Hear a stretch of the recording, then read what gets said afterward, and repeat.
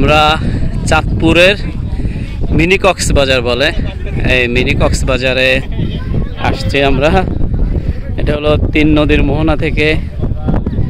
এই যে দেখেন, এটা চর জাগছে অনেক আগে, সুন্দর একটা স্পট হয়ে গেছে। এই দেখেন, এখানে খুবই সুন্দর একটা জায়গা। এখন এই যে এখানে গরু ছাড়ছে, এদিক দিয়ে হলো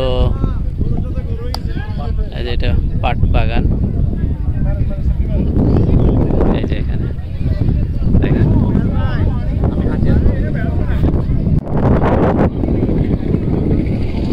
দেখেন জায়গাটা খুবই সুন্দর। এটা চাঁদপুর 3টা নদীর মোহনার মাঝখানে এই জায়গাটা। এটাকে মিনি কক্সবাজার বলে। তো এটা নাকি শীতকালে একটু বেশি সুন্দর, এখন একটু সবুজ ঘাস এই আর কি। এই যে দেখেন,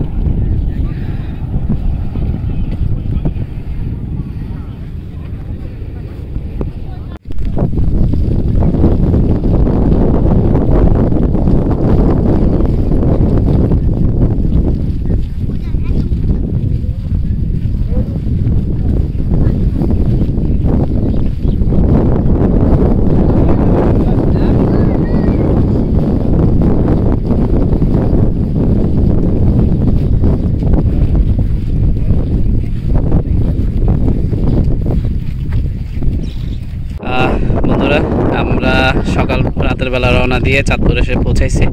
চাঁদপুর 3 মোহনা ঘুরে দেন আমরা আসছি এখন মিনি কক্সবাজার। তো আমরা কালকে রাত থেকেই, আমার সাথে আছে আমাদের নন্দন দাদা খুবই কর্ডিয়াল একজন মানুষ এবং খুবই ভালো মানুষ। আমরা একসাথেই আছি, মনে হয় যে অনেক দিনের পরিচিত না। তো দাদা বলেন, আপনার ট্যুরটা কেমন লাগতেছে?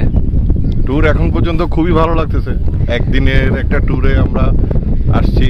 আমরা একদিনের ভিতর চাঁদপুর এবং কুমিল্লা ঘুরে আবার চট্টগ্রাম ব্যাক করব। তো এখন মাঝে মাত্র 10টা 15, এর ভিতরে আমরা অনেক কিছু দেখে ফেললাম।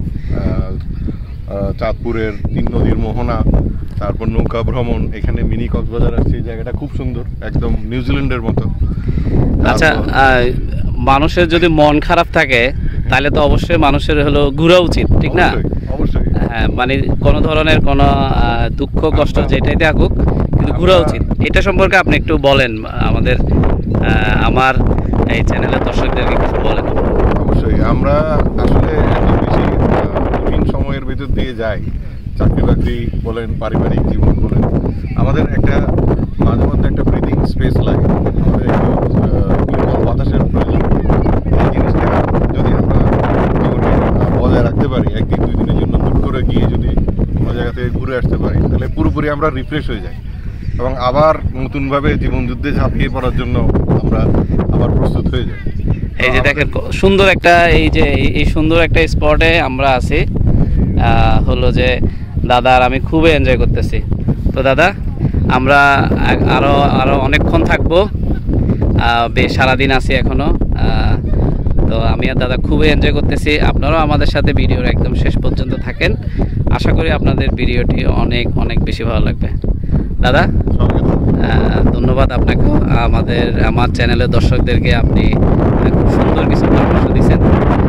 ভালো থাকবেন দাদা।